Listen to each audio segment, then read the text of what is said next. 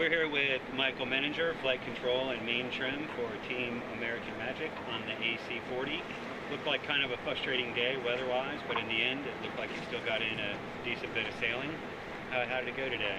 Yeah, we were delayed on land for a bit due to some weather to the west of us, and but the forecast looked okay for outside, and we knew it was going to be a bit wavy, but we thought we'd have a little bit more breeze. But unfortunately, when we got out there, not enough wind, and so, but it was good. We did some takeoff practice and some big waves in light air, and so got some learnings there. And unfortunately, though, we didn't have enough breeze out there to get some quality sailing in, so we came back into the bay and luckily got roughly an hour of good sailing at the very end. Okay. How would you describe the sea state out there today?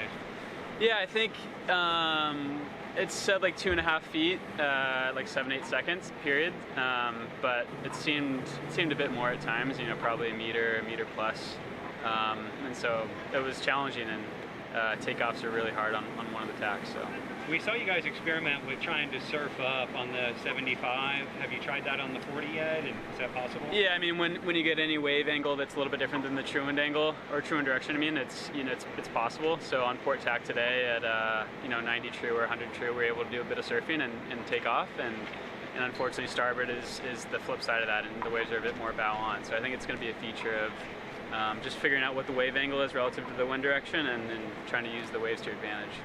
We saw a couple of times you guys started to come up on foil and then immediately came back down. And then you had guys messing around with something at the base of the mast and at the flew end of the main. Can you tell us what they were doing? Yeah, we broke a batten at the very bottom today.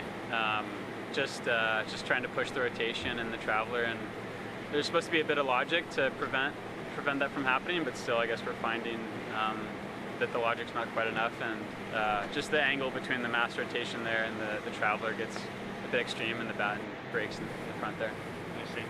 Okay. What are the guys doing that aren't on the boat, like the power group and all that? What are they doing during the day? What do you mean by power group? The cyclists that I assume will be coming back. Yeah. Or the guys that aren't on the race. Yeah. All the cyclists are. I mean, some of the cyclists have roles that are outside of power, so they're helping with other jobs on the team. They're also just keeping up with their physical training and keeping in relatively really good cycling shape. And but yeah, a lot of them have other roles on the team besides power, so very helpful. Okay.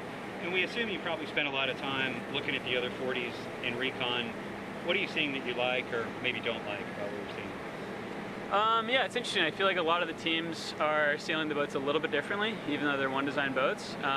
So it's cool. It's you can sail the boat through kind of a variety of different modes and ways to sail them. So we're just trying to push kind of the extremes in all the directions and trying to find what's best. And we're basically just trying to sail this boat as best we can. Okay, awesome. Thank you very much. Yeah, thanks.